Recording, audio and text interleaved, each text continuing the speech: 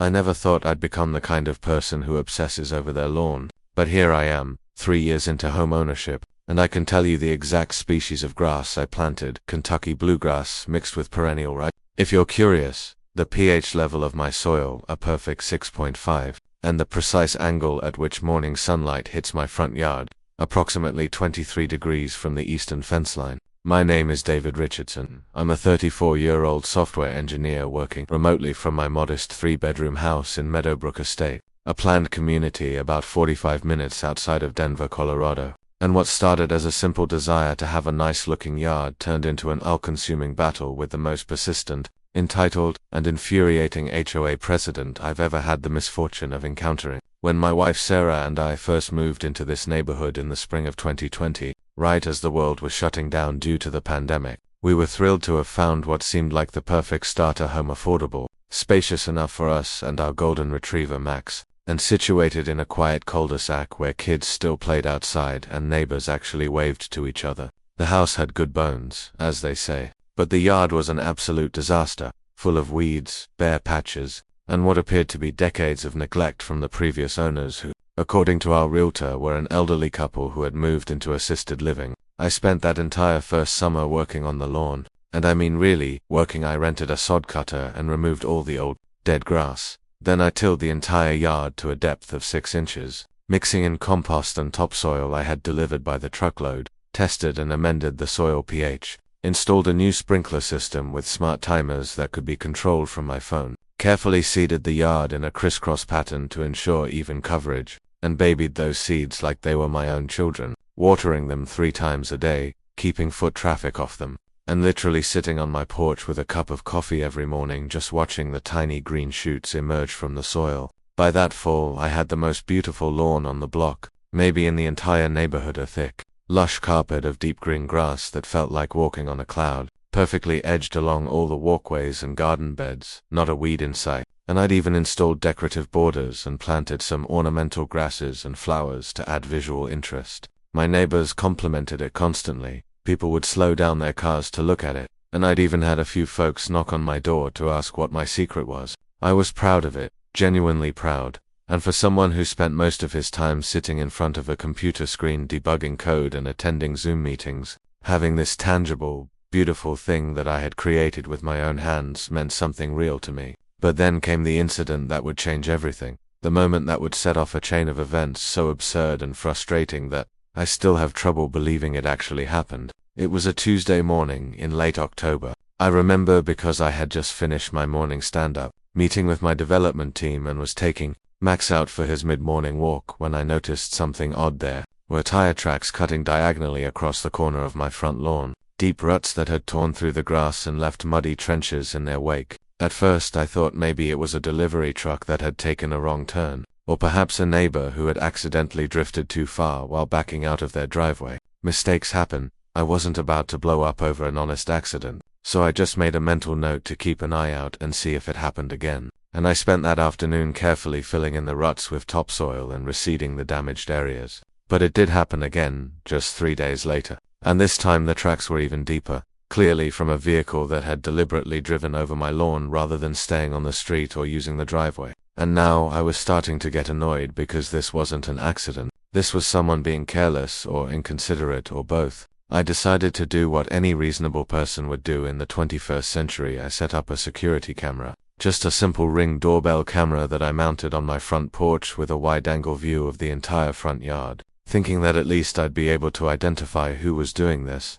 and have a polite conversation with them about staying off my grass. The very next day, my phone buzzed with a motion alert from the camera at exactly 2:47 p.m., and when I pulled up the footage, I couldn't believe what I was seeing. It was a white Ford F-150 pickup truck with Meadowbrook Estates HOA printed on the side in forest green letters, and it was deliberately driving across the corner of my lawn, taking a shortcut from the main road to the cul-de-sac rather than following the street around. The driver's face was clearly visible, and I immediately recognized her as Patricia Henderson, the HOA president, a woman in her early 60s with short blonde hair styled in what I can only describe as a "I'd like to speak to the manager" haircut, known throughout the neighborhood for her rigid enforcement of every single HOA rule and her general attitude of superiority over everyone she encountered. I was stunned, absolutely stunned, because this was the person who was supposed to be protecting our property values. The person who sent out violation notices if your trash cans were visible from the street after collection day, or if your house numbers weren't the approved font. And here she was actively destroying my property. I immediately called the HOA office and asked to speak with Patricia, and after being put on hold for nearly 15 minutes while some cheerful, easy-listening music played in my ear, she finally picked up, and before I could even explain the situation, she cut me off and said in this dismissive, condescending tone that she was very busy with important neighborhood business and that whatever I was calling about could probably be handled by email. I insisted it was urgent and told her I had video evidence of the HOA truck driving across my lawn and damaging my property. And there was this long pause on the other end of the line, and then she said, and I will never forget this exact quote because it was so outrageously entitled, "That corner of your lot is actually part of the HOA's access easement for maintenance vehicles. So we have every right to drive there, and if your grass is getting damaged, perhaps you should plant something more durable than that fancy ornamental grass you seem so proud of." I was floored, absolutely floored, because first of all, there was no easement on my property survey. I had read every single document at closing. And second, even if there was some kind of easement, there was absolutely no reason they needed to cut across my lawn when the street went around in a gentle curve that added maybe 20 extra seconds to the drive. I told her I wanted to see documentation of this supposed easement, and she huffed and said she'd look into it and then hung up on me. Actually hung up on me like I was some kind of annoying telemarketer rather than a homeowner with a legitimate complaint. That evening, I dug out all my closing documents and spread them across the dining room table, and Sarah and I went through every single page: the deed, the survey, the HOA, covenants, conditions, and restrictions, CC and RS, the plat map, everything. And there was absolutely no mention of any easement on my property. The lot lines were clearly marked, and the only easements were for utilities along the back property line, which is standard in every subdivision. I scanned all the relevant documents and sent them to Patricia via email, politely but firmly stating that I had thoroughly reviewed my property records and there was no easement, and I was requesting that the HOA immediately cease driving across my lawn, and I attached the security camera footage showing the damage being done. I thought that would be the end of it, that faced with clear evidence and legal documentation, she would apologize and instruct whoever was driving the truck to take the extra 10 seconds to go around the proper way. But I was so naive, so incredibly naive about what I was dealing with. 2 days later, I got a response, but not from Patricia. I received an official HOA violation notice in the mail, stating that my excessive landscape modifications had been done without proper architectural review board approval and that I needed to submit detailed plans and photographs of all changes made to my property within 30 days or face fines of $50 per day. I was absolutely incredulous because I had literally just complained about them damaging my property, and now they were retaliating by claiming my lawn violated HOA rules. And when I looked up the specific section of the CC and RS they cited, it was about major structural changes like additions, fences, or permanent structures, not about planting grass or flowers in your own yard. I called an emergency meeting of the Architectural Review Board, which according to the HOA bylaws was my right as a homeowner, and I showed up with a thick binder full of before and after photos, my property documents, the security camera footage, and printouts of the relevant sections of the CC and RS highlighted and annotated, ready to make my case. The meeting was held in the community clubhouse, a bland beige building with cheap folding chairs and fluorescent lighting that hummed annoyingly, and the board consisted of Patricia and 2 other board members, Gary and Susan, who I'd met briefly at neighborhood cookouts but didn't really know. I presented my entire case in a calm, organized manner, explaining that I had researched extensively before doing any work, that nothing I'd done required approval according to the actual written rules, and that the violation notice appeared to be retaliation for my complaint about the HOA truck, and I showed them the video evidence and my property survey proving there was no easement. Gary and Susan seemed sympathetic, nodding along and taking notes, but Patricia sat with her arms crossed, her face set in this pinched expression of barely contained irritation, and when I finished, she immediately launched into this lengthy speech about how the spirit of the CC and Rs required homeowners to maintain a harmonious aesthetic with the neighborhood and how my lawn, while admittedly well maintained, was too perfect and made other homeowners feel bad about their own yards, which was apparently somehow my problem to solve. I pointed out that nowhere in the actual written rules did it say yards couldn't be too nice, and she snapped back that as HOA president, she had the authority to interpret the rules as she saw fit, and if I didn't like it, I could run for the board myself at the next election, which wasn't for another 18 months. The meeting ended with the board voting 2-1, Gary and Susan voting in my favor, Patricia against to rescind the violation notice. But Patricia made it very clear as we were leaving that this wasn't over, saying something like, "I'll be watching your property very carefully from now on, Mr. Richardson, very carefully indeed." Over the next few weeks, the truck continued to drive across my lawn, sometimes multiple times a day, and each time I'd get a notification on my phone, pull up the footage, and watch in helpless frustration as Patricia or one of her cronies deliberately steered across the corner of my yard, leaving fresh ruts and tracks. I documented everything, saving every video to my computer with timestamps and dates, and I sent another email to the HOA board, copying Gary and Susan this time, laying out all the continued violations and requesting formal action. Gary replied sympathetically, saying he'd speak with Patricia, but Susan didn't respond at all, and nothing changed. I decided to take matters into my own hands in a petty but satisfying way. I went to Home Depot and bought a dozen decorative border stones, each one about 40 pounds of solid granite, and I installed them along the corner of my property line where the truck had been cutting through, positioning them in such a way that there was still plenty of room to drive on the actual street, but you couldn't take the shortcut across my lawn without hitting them. I felt pretty clever about this solution, thinking it was a reasonable way to protect my property without being aggressive or confrontational. Just a simple physical barrier that would force them to use the actual road. The next day I was in the middle of a video conference call with a client when I heard this horrible scraping,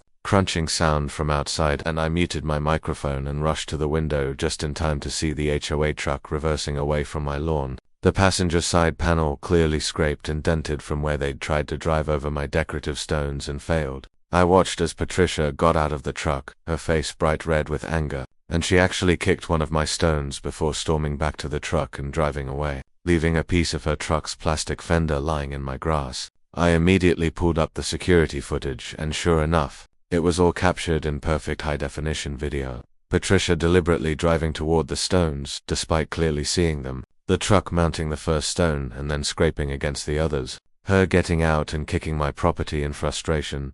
All of it documented. I burned the footage to a DVD, yes, I'm old school about these things, and made several digital backup copies. And then I sent another email to the HOA board, this time with the video attached, and I also sent a copy to my insurance company and filed a police report for property damage, even though the police officer who took the report seemed less than enthusiastic about getting involved in what he called a neighborhood dispute.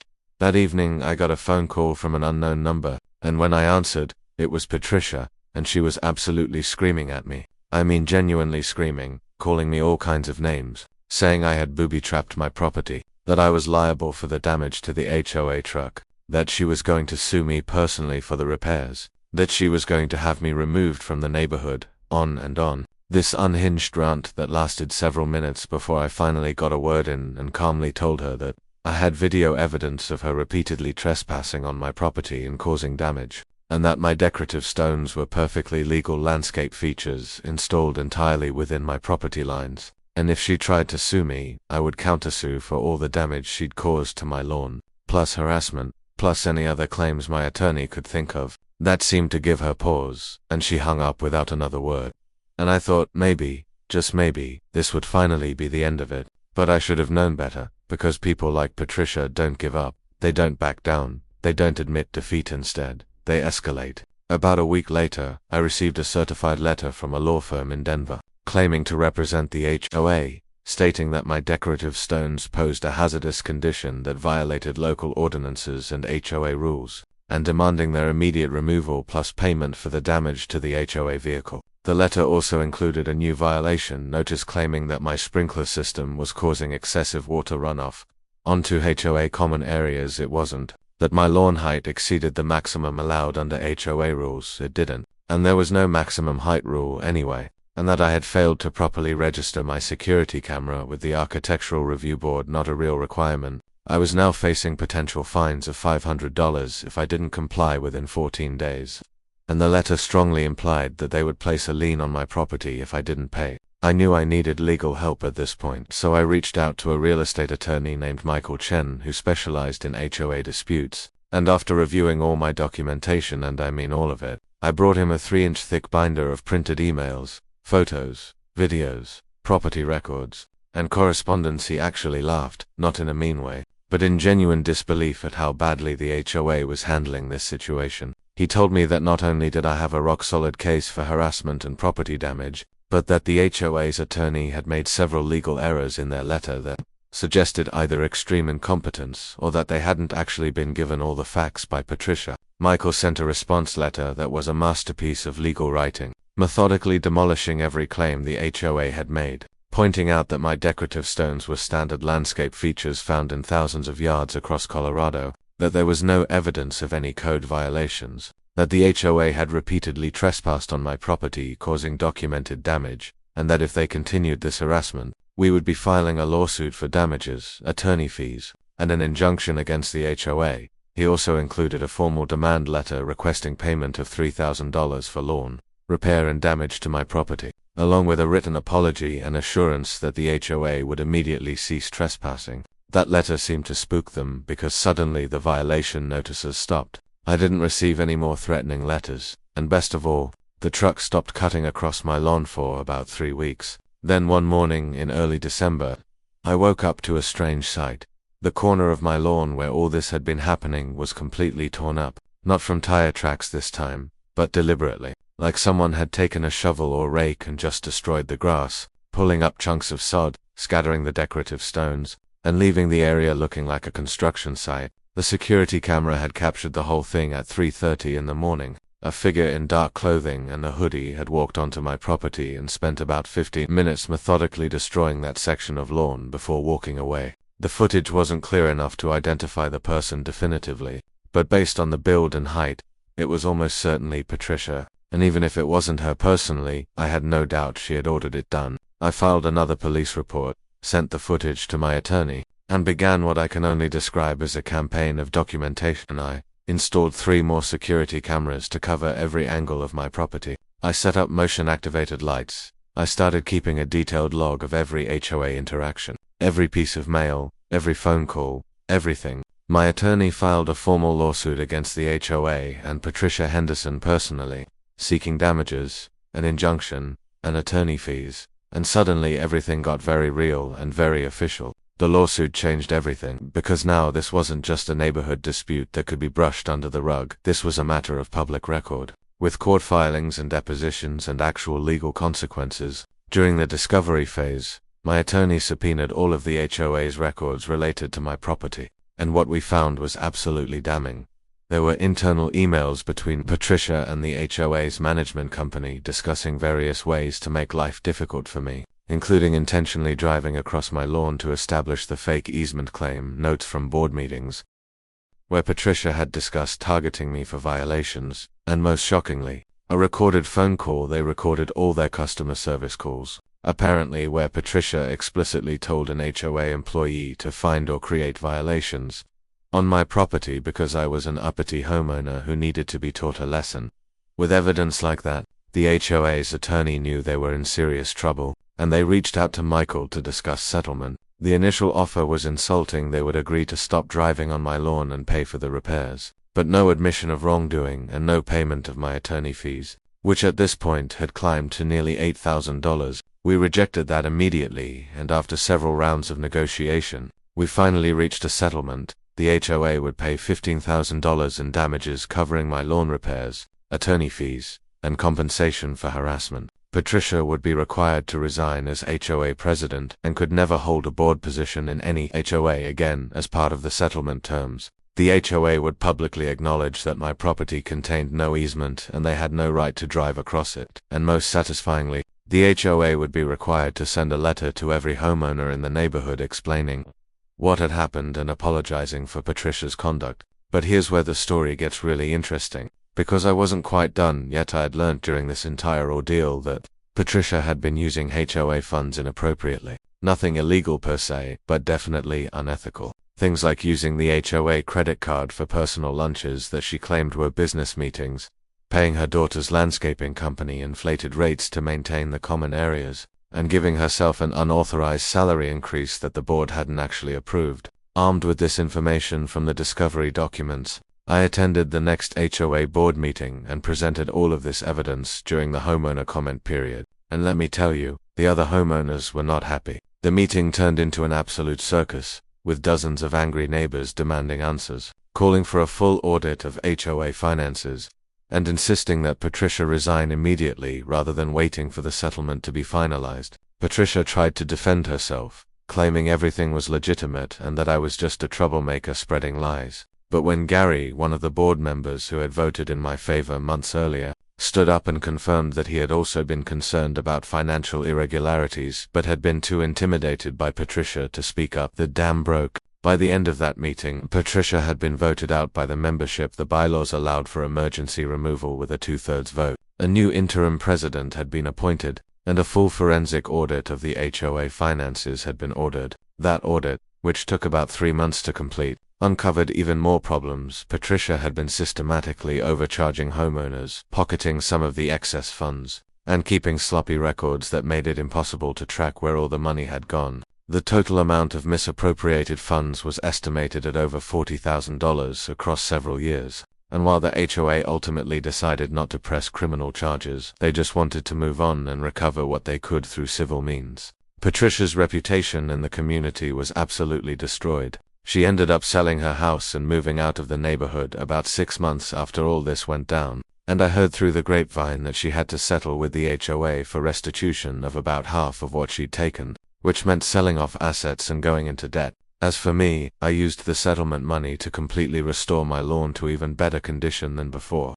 installed a beautiful new border of natural stone that's both decorative and functional, upgraded my security system to a full 8-camera setup with cloud storage and AI motion detection that can distinguish between people, vehicles, and animals. And I even put in some subtle landscape lighting that makes the whole yard look like something out of a home and garden magazine. The new HOA board has been fantastic. They actually follow the rules as written. They're responsive to homeowner concerns. They maintain the common areas properly, and they've instituted new financial controls and transparency measures to make sure nothing like Patricia's embezzlement can happen again. My lawn is still the nicest in the neighborhood, and now, instead of getting grief about it, I get genuine compliments and requests for advice. And I've actually started a little informal lawn care club with some of the neighbors where we share tips and techniques, and help each other out with projects. Sarah jokes that this whole experience turned me into that guy, the one who's obsessed with his property and knows every line of the HOA bylaws and has opinions about landscaping, and she's not wrong.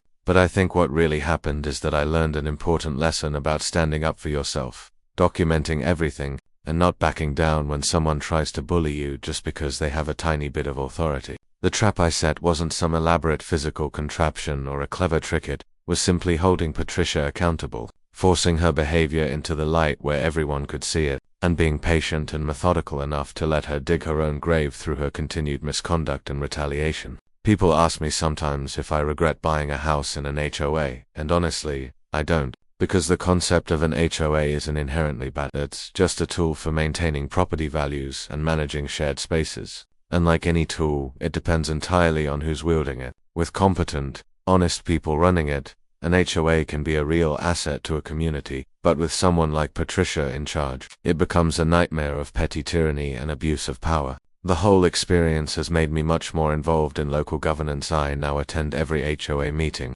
I volunteer for committees, and I'm even considering running for the board myself in the next election, not because I want power or control, but because I've learned that these small local institutions only work when good people are willing to put in the time and effort to make them work. Max is still happily oblivious to all the drama, content to roll around in the grass and chase squirrels and occasionally bark at the mail carrier. And whenever I'm out working on the lawn and getting a little too intense about some minor detail, Sarah will come outside with a glass of lemonade and remind me that it's just grass, it's not worth getting stressed about, and we'll sit on the porch together and admire the view and laugh about the absurdity of the whole situation. The corner where all the battles took place has been completely restored, and you'd never know there was ever any conflict. There it's just beautiful, green, healthy grass, surrounded by those gorgeous stone borders, growing exactly where it's supposed to grow, on my property, which I own, and which no HOA president or anyone else has any right to destroy. Every time I look at it, I feel this sense of satisfaction and victory.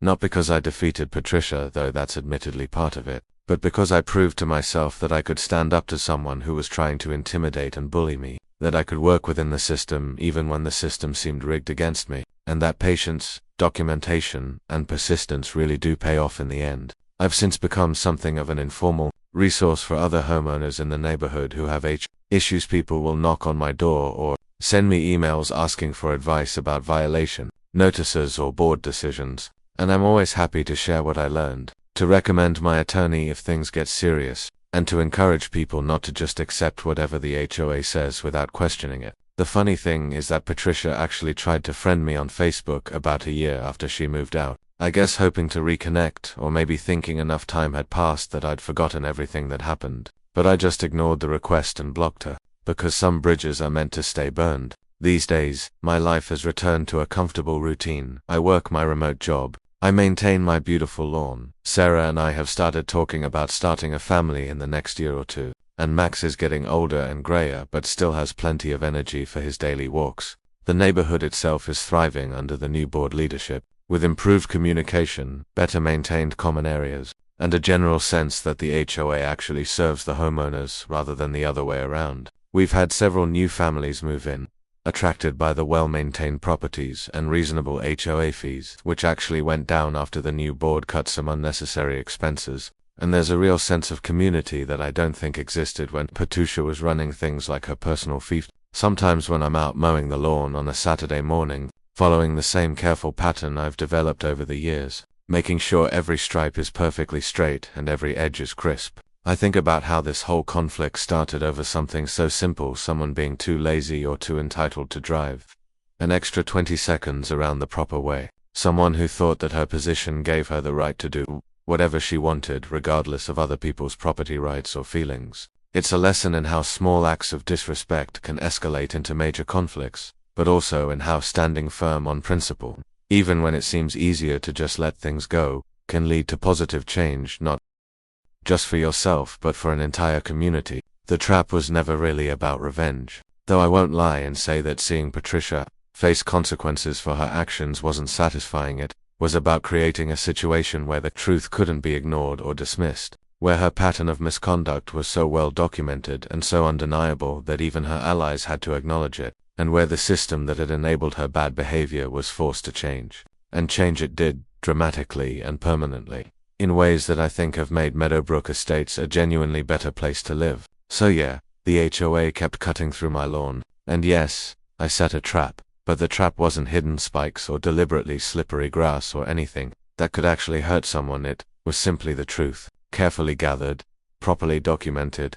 and presented at the right time to the right people in a way that made action inevitable. And Karen, or Patricia, or whatever you want to call her, will definitely never forget it, because she lost her position, her reputation, a substantial amount of money, and ultimately her home in this community. All because she couldn't be bothered to respect a simple property line and treat a fellow homeowner with basic dignity. My lawn grows greener every year, thick and lush and beautiful, a testament to hard work and care and attention to detail. And every time I walk across it, barefoot on a summer evening, feeling the soft grass beneath my feet, I'm reminded that good things come to those who maintain proper boundaries, stand up for themselves, and refuse to let bullies win just because fighting back seems hard. The ruts are gone. The stones remain as a decorative border that gets compliments from every visitor. The cameras keep watch silently, and life goes on peacefully in Meadowbrook Estates, where the HOA now actually serves its intended purpose, and where one man's lawn stands as a monument to the principle that sometimes the best revenge isn't revenge at all. It's simply justice,